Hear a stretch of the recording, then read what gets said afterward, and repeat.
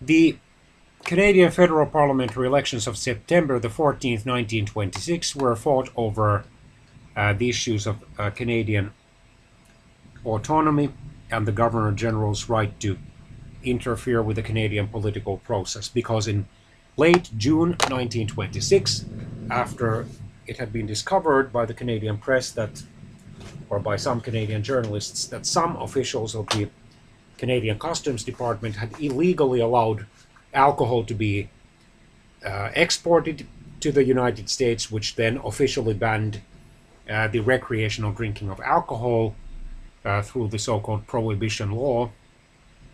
And Mackenzie King, who didn't even hold a plurality of seats in the House of Commons, but was governing through an informal budget and confidence agreement with the Progressives, then asked the Governor-General Julian Byng to dissolve the House of Commons in order to resolve the political crisis.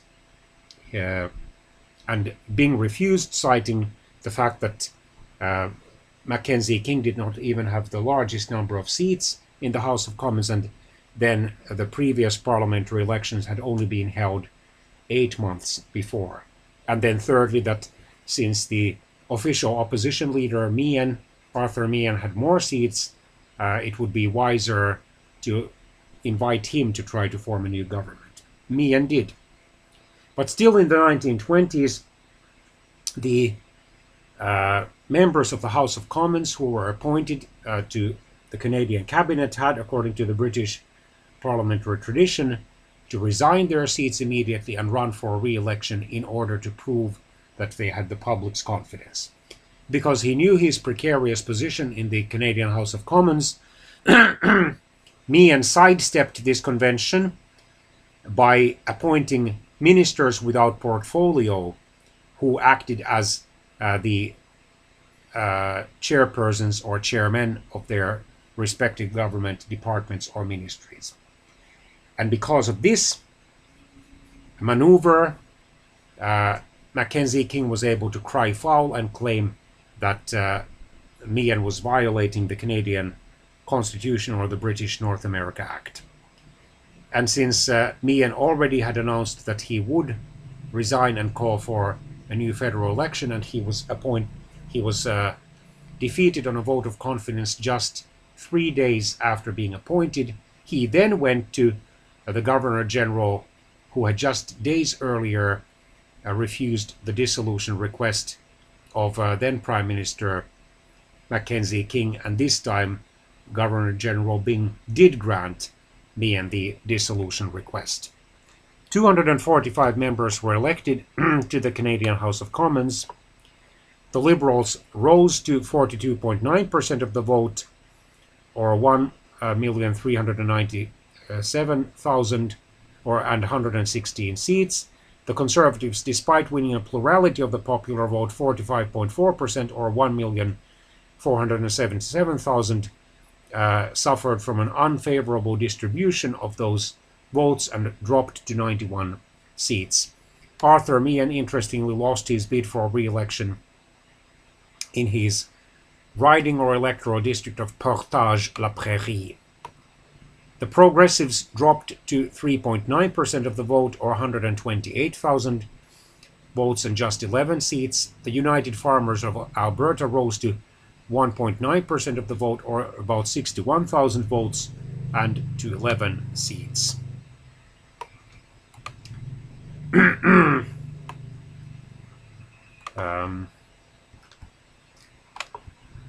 Despite lacking an overall parliamentary majority, Mackenzie King was able to form a new Liberal government by appealing to enough minor party members of the House of Commons.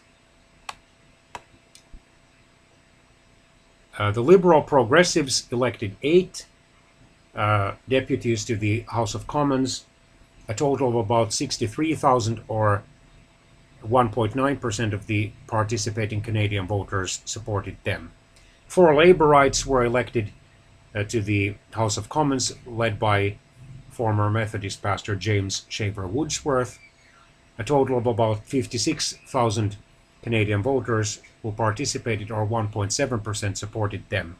10 independent candidates stood or ran in these elections. 2 were elected. A total of about 26,000 voters, or 0.8%, voted for the independents. 1 independent Liberal was elected.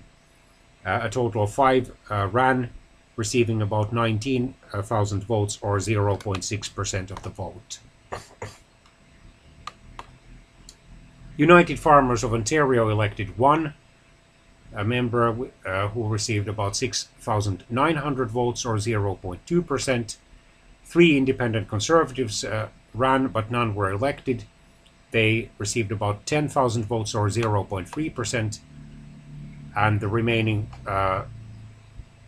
candidates were Progressive Conservatives, Liberal Laborites, Labour, Farmer, Socialist, and Protectionist candidates. None of them were elected. Mackenzie King was able to govern Canada until 1930, when, at the onset of the Great Depression, and because he claimed that the British North America Act prevented him from dramatically interfering with the economic crisis in Canada, he lost that election to Richard Bennett's Conservatives.